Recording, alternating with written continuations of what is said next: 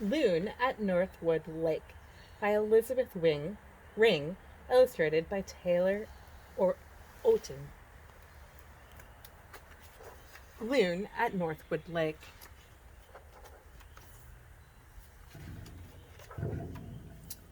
A gray April sky hangs over Northwood Lake, and the log cottage near the lake's ice-crusted shore. Loon circles high. Below, all is quiet, and the big bird glides down. He lands on the cold water and skids to a foamy stop. He hoots twice, as if claiming the small north country lake as his own. Loon has flown far from his winter home on the Atlantic Ocean. Hungry, he dives, spies a small perch, and snatches the fish crosswise in his long, pointed beak.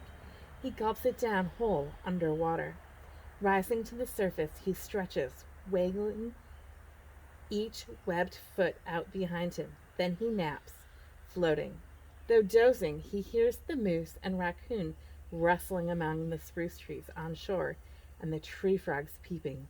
Loon is always on guard. Late the next day, Loon welcomes his mate. She too has flown far from her winter home.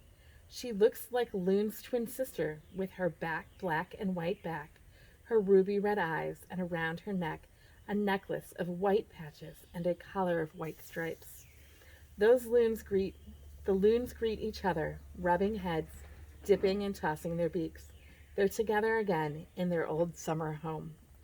Like two figure skaters, the pair swim side by side along the shore, seeking this year's nesting place.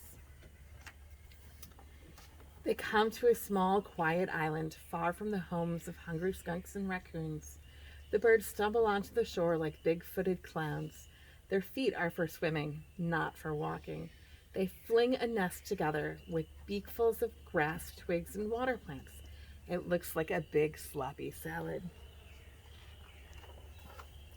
Someone's coming for the loon. In a few days, Loon's mate lays 2 olive brown eggs. For 4 weeks, Loon and his mate take turns sitting on the nest. They keep the eggs warm and shoo off egg hunting eagles and hawks. Then one cold, breezy day in May, one loon chick hatches. The next day another. Hut, hut, clucks Loon, coaxing each loonling into the lake. Born swimmers, the waterproof chicks bob on the water like fuzzy ping pong balls. Their parents lead them to an island cove to feed. Cheep, cheep, the chicks beg.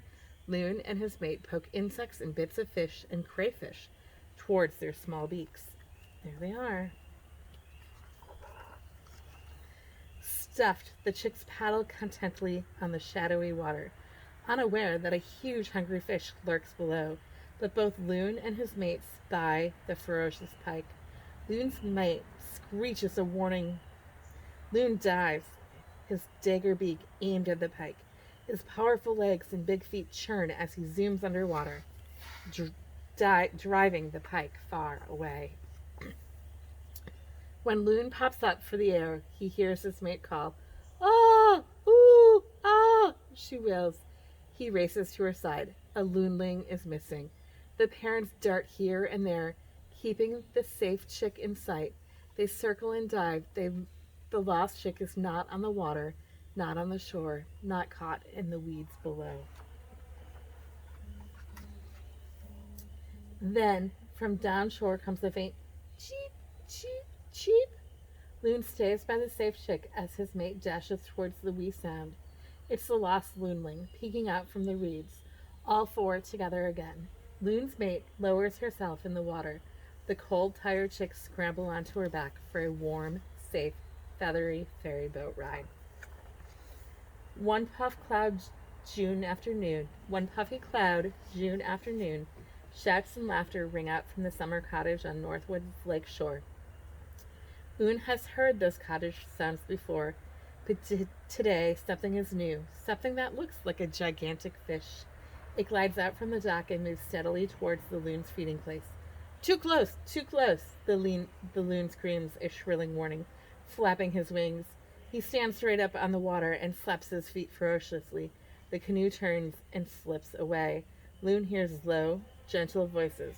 After that, the canoe never again comes too near. As steamy August crawls by, Loon watches the chicks struggle to fly. Splash, flap. The wings grow stronger each day. One day, pat, pat, swoosh! Up go the young birds on their own at last. Loon's guardian work is done. Each loon now wanders the lake alone. Many nights, though, when light spills from the cottage windows, they call to each other. Ah, oh, oh, oh!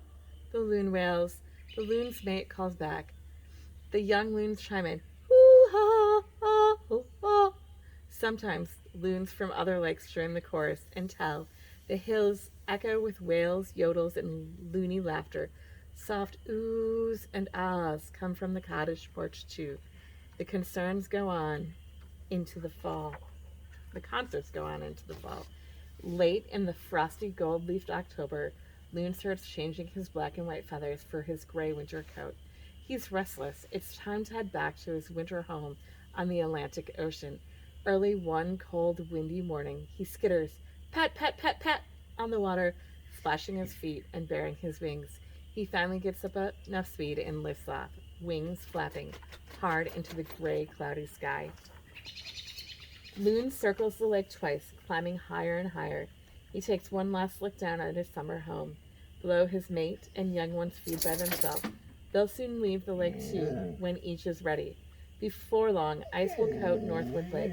A stillness will fall on the lake and a log cottage, until spring sun brings back the loons and the laughter and the year.